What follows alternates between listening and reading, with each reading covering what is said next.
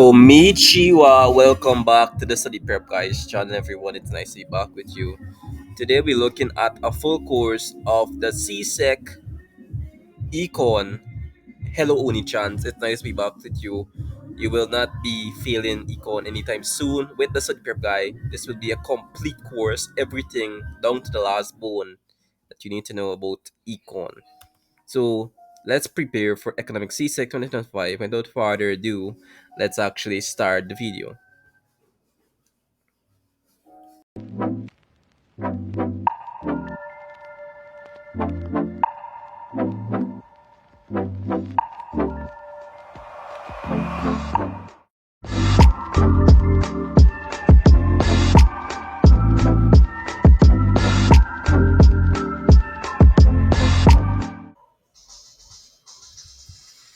Welcome back to the Study Prep Guys channel, everyone. Today we'll be looking at the complete course of economics for CSEC for 2025, May, June. The sitting exams next week. So it's nice to be back with you guys. This will be a full course. We'll be working past papers. Will not be working a lot because I want to make this video short. I will make a compilation video of every year from since 2020 to 2025.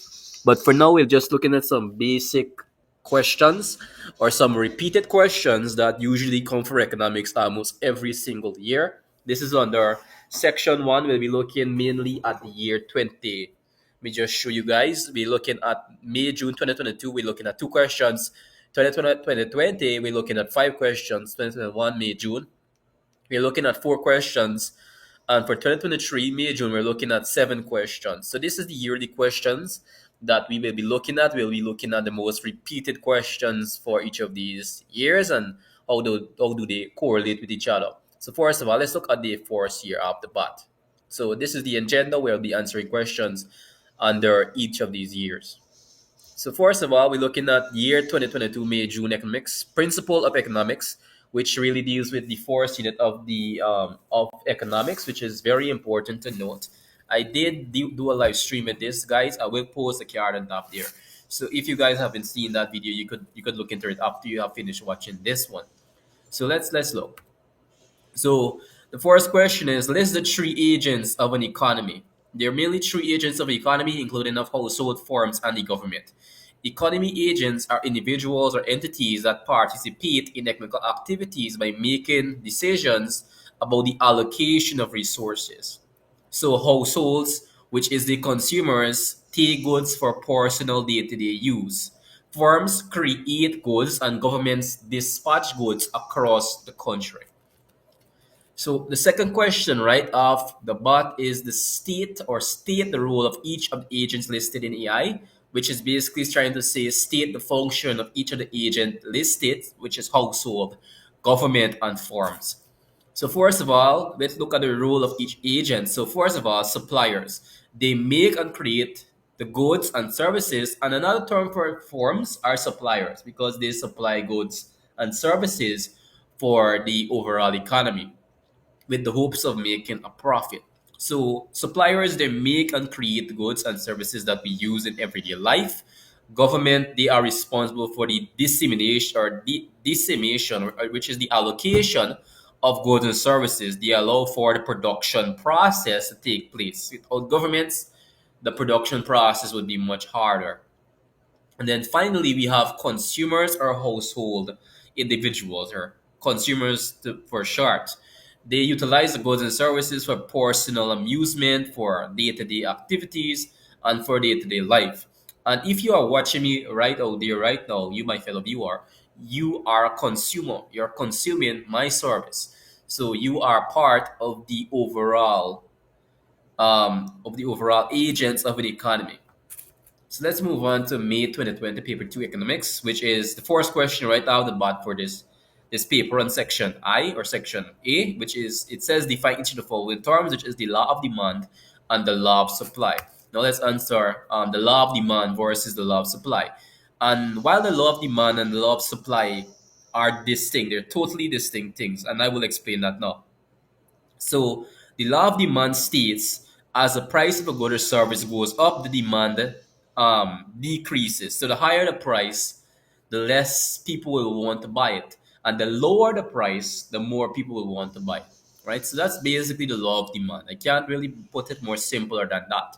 And then we have the law of supply. The law of supply states as the price of a good or service goes up, the supply increases, and as the price decreases, the supply will also recuse, I like to call it recuse, meaning that um, as the price of a good or service goes up, the supply will increase, meaning the higher the price, the more supply. The lower the price, the less supply. That's it in a nutshell. So it states here, what are the determinants of supply? The determinants of supply are mainly government policies. Government policies could either cause what we call an extension, or it could cause a reduction of the supply. So, for example, if there are certain government policies that are bad for the supply chain operations, that will be negative. That will negatively affect the supply chain. Technology could increase the supply chain, right? So market share increase, I would like to call it. So depending on the if the technology is up to date, if we have advanced technology, we have machinery or capital that will increase the production process by tenfold, that will drastically increase the production process overall. We have population. Depending on the size of the population, the demand will be higher. If you have a low population, you will have less people to buy your products, and as a result, supply will be low. And we have fashion and taste. Depending on the generational ethical problems and how they live their lives, and what is more up to date in society, such as fashion and taste, or personal taste could be a reason or determinant supply also. So fashion and taste really does affect the supply chain, because depending on what people want, they will buy. For example, clothing. Clothing might be more wanted than machinery in most cases. So a big question is, what are the determinants of supply now? Or the determinants of demand, sorry for that, the determinants of demand. So let's look into that. So determinants of demand really includes a lot of factors, but I only listed four here. The question only asks for two in the original 2020 paper two question for May June. But some of the determinants of demand includes population, fashion and taste, government legislation, and technology are some of the major contributors to the demand. And price is also a very important part to play in the determinants of demand. So I believe that from reading these points that you could actually have a basic understanding of what are the determinants of demand. I don't believe I need to explain a lot on this. But in case of anything, let me explain anyways. So population, depending on the population or depending on the population density, it will have a drastic amount of demand in certain goods. For example, if you have a low population density, the demand for bread will be relatively low because a lot of people can't buy bread. If there is a general big population to say, there will be an increase in demand of bread because the population could actually purchase it, and there's much more people to actually push the supply chain operations. Fashion and taste, that's very self-explanatory. Personal taste, some the population might like a certain good comparable to something else. For example, the latest iPhone might be an inclusion of fashion, and most people would want to buy it because of the updated taste and fashion in society. And government legislation, for example, demerit goods. Demerit goods are goods like drugs, tobacco, and harmful substances that usually harm the body. So, depending on that, the government will impose certain judicial legislation that will prevent or make the cost of purchasing these demerit goods extremely difficult. And technology also plays a very vital role, because if technology production really reduces the cost of certain goods and services, which will thus increase the demand. And if the opposite is the same, if there is a case wherein there is little improvement in technology, the production process will be harder, and that will increase the price of certain goods and services. So that's everything for this video, guys. You could contact me. My personal number is right there. Facebook, you could join the Facebook group. Patreon, we have Patreon at the Study Prep Guy, Facebook group chat. And then we have personal email, josephjones349 at gmail.com. You could personally email me about any question that relates to CSEC. Discord, you have my Discord link right there. And before you go, I have a quick note. This is very sad. Only 9.5% of my total geographic is actually subscribed. So if you guys haven't subscribed yet, subscribe now. It's very easy. You just have to click a button and you will have been subscribing to the Study Prep Guys Army or the Study Prep Guys CSEC. So anyways, guys, be prepared, be alert. By the Study Prep Guy himself. Today we're looking at the production possibility frontier, presented by no other than the Study Prep Guy CSEC. This will be a full course on economics. This is the third segment on the nature of economics for the CSEC syllabus. So let's start. So, our learning objectives in this class is a definition of what is the production possibility frontier. That is inclusive of of what opportunity cost is, money cost is, the theory of supply and demand, and factors of supply and demand are the things that affect it, to say. So, first of all, let's look into the theory of choices and opportunity cost to begin with. So, let's look at our first batch of notes and then we will discuss. So first of all, opportunity costs are created due to the economical problem of scarcity, and scarcity creates choices. And when we considered everything in place, um, opportunity cost is the next best choice or alternative foregone.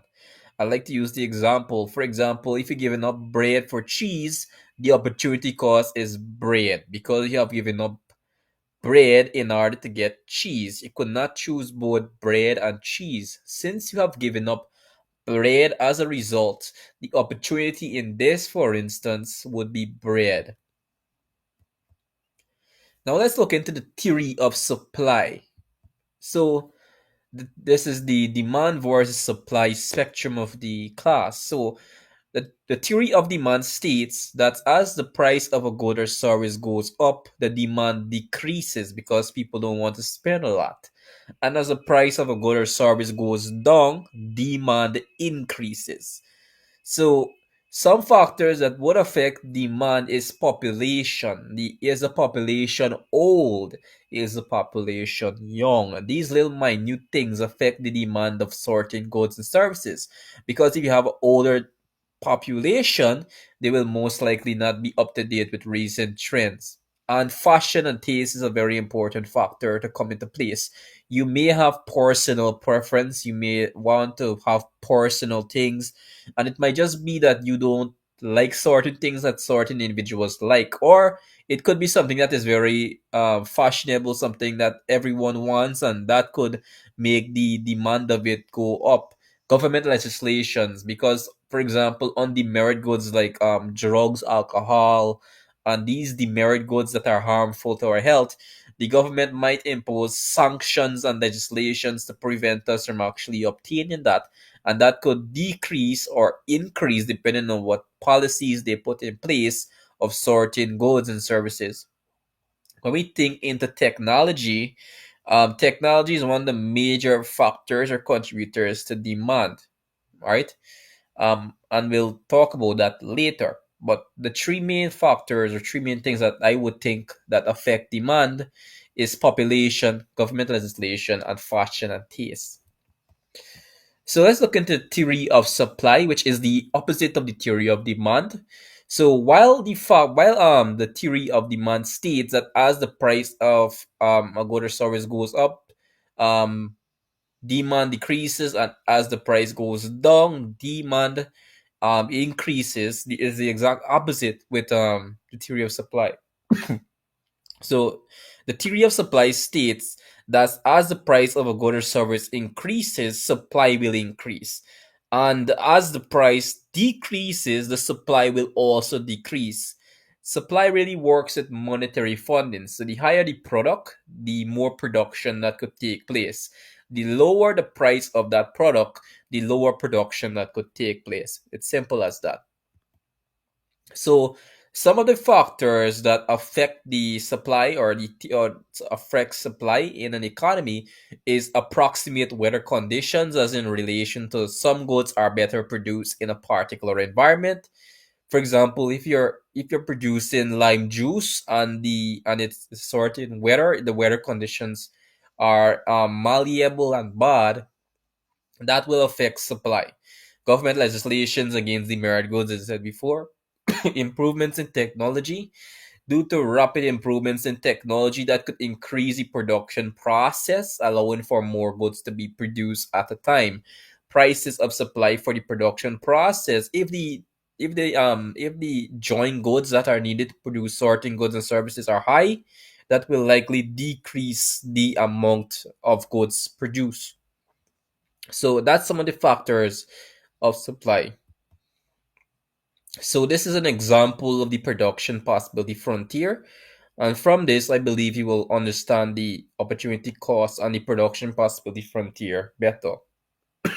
Sorry for the cough, guys. I'm a bit sick right now. So the concept opportunity cost, right? So something that I should really know. This is just repetition. Sorry for that. The thing that is given up for something else is the opportunity cost. We did discuss that in our last in the explanation from above. So in the graph, as you could see here, there are two products. They are guns and they are missiles.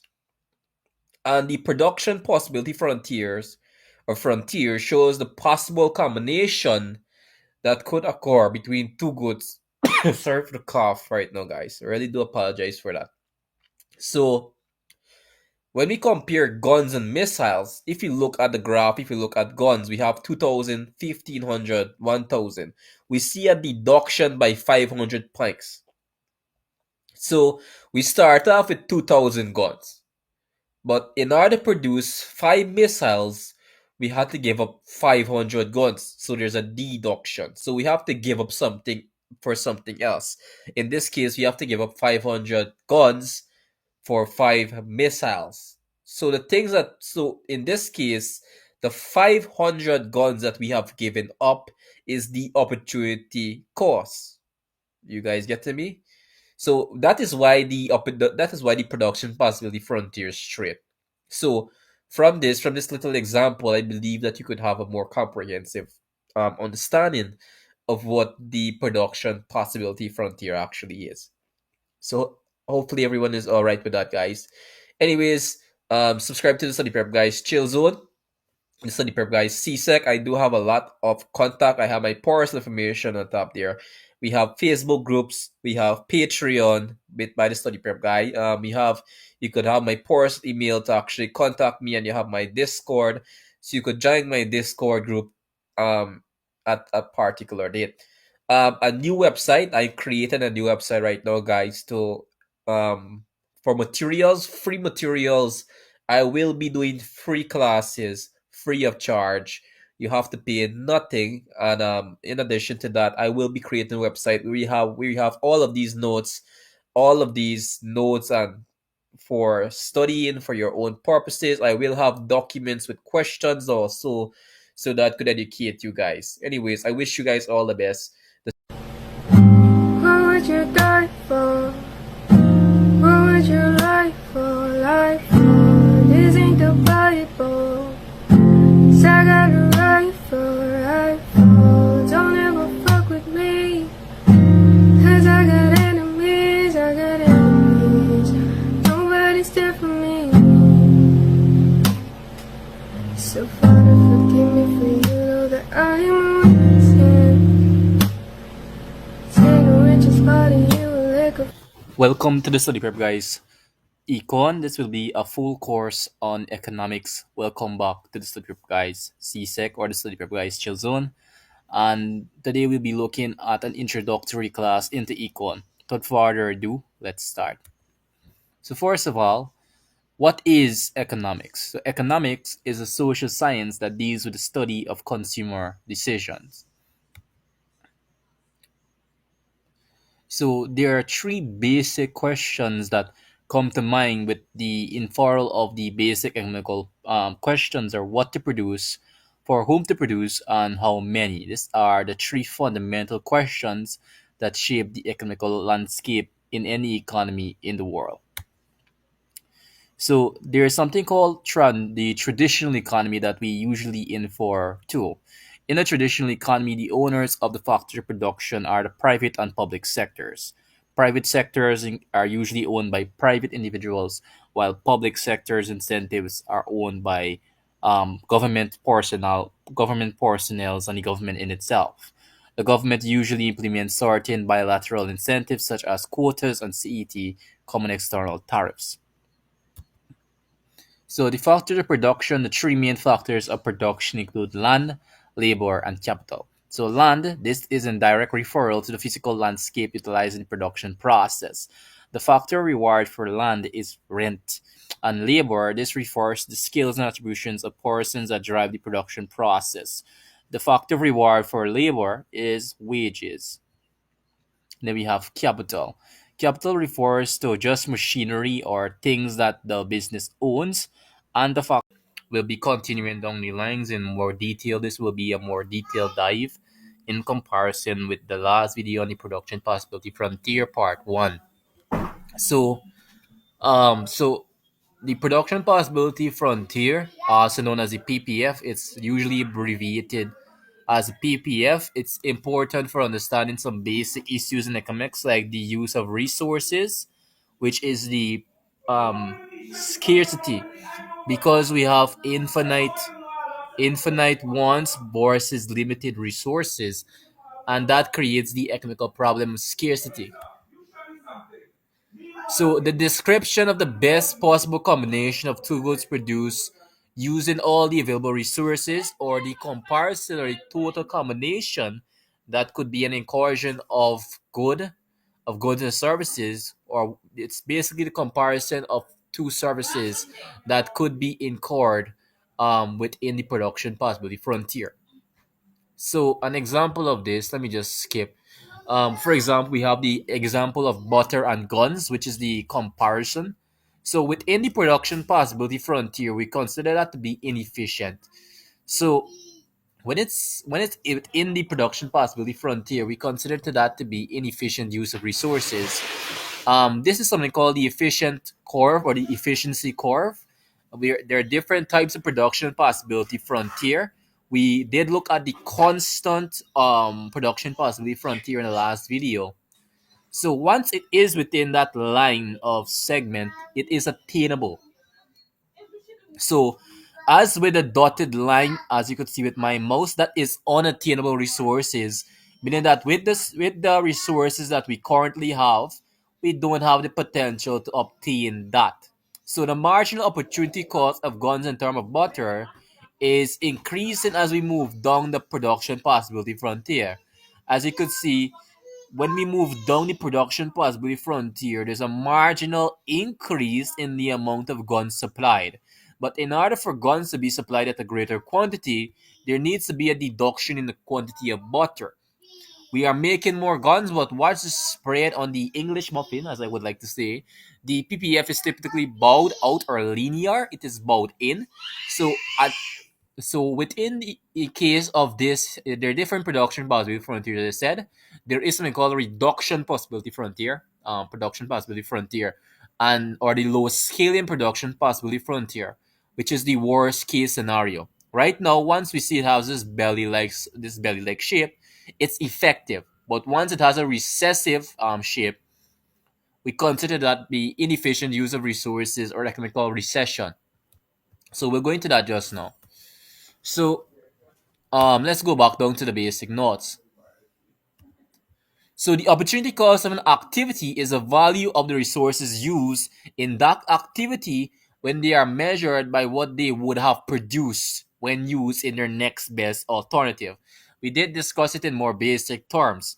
So, for example, if we use a resource to make potatoes, then we can't make any tractors. So the tractors in this case would be the opportunity cost. Our opportunity cost in this case is, I think I already answered that, that would be tractors. So the slope of production possibility frontier measures the marginal opportunity cost, which is the sacrifice that we have to make to increase the production process of producing one good in terms of the amount of other good for our gone. So we did look at this graph. I did said that in order to produce more quantities of guns, we would have to give up a quantity of butter, and that quantity or that difference between what we have to give up is something called the marginalization or the difference in opportunity costs. So in this, for instance, this is figure one. This is our first actual figure. So we have the incursion of 1 million quantity of goods per period. So lives saved per period. So you have the comparison between goods per period and lives per period. In order to increase the production capacity of a life saved per period, we had to give up 50,000 goods per period. That 50,000 is the same incursion that we see within all of these things. So, in order to produce 8,500 goods per 2,000, or to save 2,000 or number of lives saved per period, we have the incursion of 2,000 here. And let me slow down a bit. So, we have 2,000 here. In order to save 2,000 lives, we had to sacrifice a total of 100,000 goods per period in order to have 2,000 lives saved per period. That 1,000 is the marginal increase. So at point A, all resources are used for other goods. Moving from point A to point B requires shifting resources out of their other goods and into healthcare. At point F, all resources are used for healthcare. So at point F, all our available resources are used for the production of healthcare services. So hopefully you understand that. So we have increasing opportunity cost, which is according to the law of increasing opportunity cost. The more of something we produce, the greater the opportunity cost to produce even more of it. So in order to produce more of something, we would have to give up a lot of our necessary practical resources. As we see it in the diagram below, as we go down, there's a decrease in the amount of quantity of goods per period due to the fact of the increase in number of lives saved, and that creates marginal increase in the number of lives saved. But while it does that, it creates a marginal decrease in the goods per period. And that's what we mean by the greater the opportunity cost of producing even more of it. The principle applies to all society's production choices. And as I said before in the last video, choices without choices, the idea of opportunity cost would not exist. So we have something called recessions, and this is the economical stagnation of an economy. This could be include in increased unemployment, factory shutdown, land and capital are not being used effectively, or they're just not being used to begin. To end a recession, would move the economy from point inside its PPF to a point on its PPF. So using either resource to produce more goods and services without sacrificing anything can help us understand an otherwise confusing episode in U.S. economical history. There have been a recession in the U.S. in the early 1980s. I don't know. I can't say for exact, but that was a very sad time for at least in that territorial distinction. So this is the second figure, which is the employment or the unemployment rate, and we'll utilize the production possibility frontier to show that. So when we have this is something called the rightward shift or the extension of the production possibility frontier. So military goods per period, and we have civilian goods per period. So before the World War II, the United States operated inside its PPF, meaning that it had a recession. Then moved to the PPF during the war, both military and civilian production increased, leading back to an at the state of bliss of economical decentralization, meaning that it moved from recession to a state of economical prosperity. So that's something to note. So this is figure 3, the effects of new medical technology. And from that, we have the concept of equilibrium. I will look at equilibrium in a later video. So we have the quantity of all other goods per period with the average of 1 million with the reduction. If you take that into account, we have a difference of 3,000 marginalization at least goods per period. So let's read, but it's not vertical intercept. Um, a technological advance in saving lives, increase production possibility. Horizontal intercept from this diagram. What it's basically trying to tell you is that there are different factors that could cause a rightward shift of the production possibility frontier, such as new technology, right?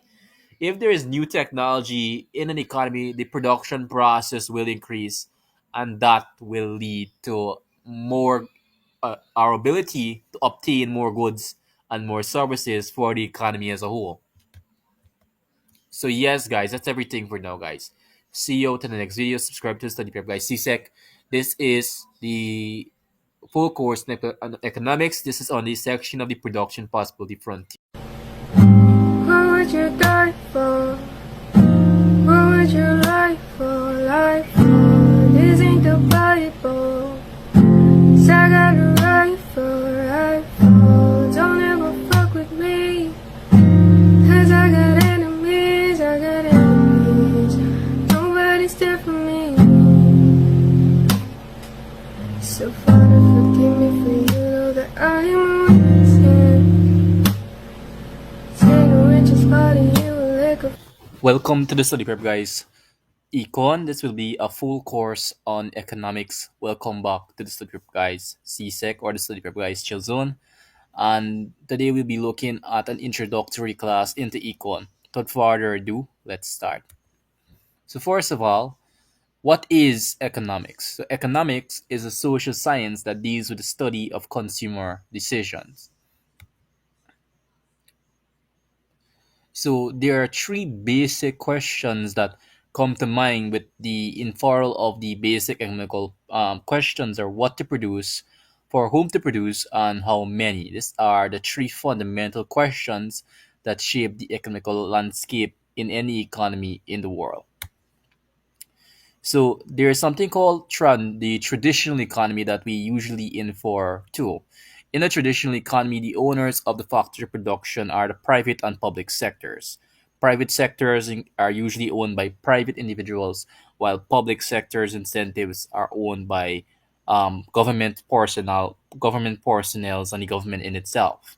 The government usually implements certain bilateral incentives such as quotas and CET, common external tariffs.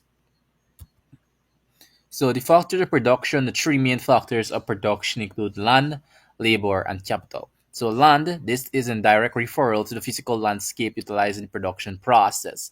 The factor reward for land is rent. And labor, this refers to the skills and attributions of persons that drive the production process. The factor reward for labor is wages. Then we have capital. Capital refers to just machinery or things that the business owns, and the factor of reward for capital is interest. And guys, this is a very short video. Subscribe, hit notification bell. See you guys.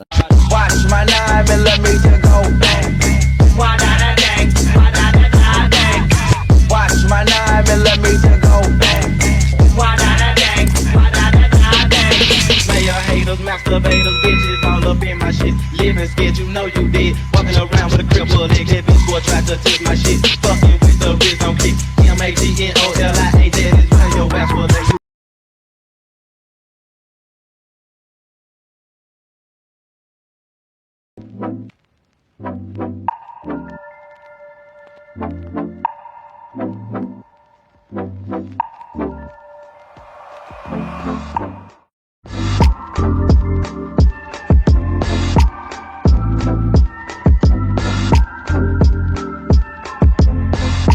Deal.